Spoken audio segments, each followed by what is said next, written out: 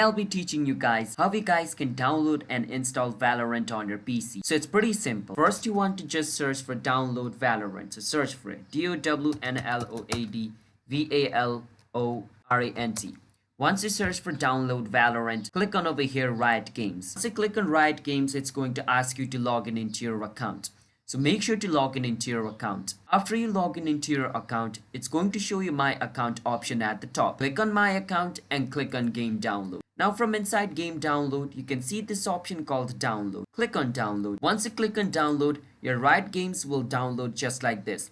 Once Riot Game downloads, you want to click on it and then it's going to open up. So wait for some time, and after it opens up, it's going to show you this.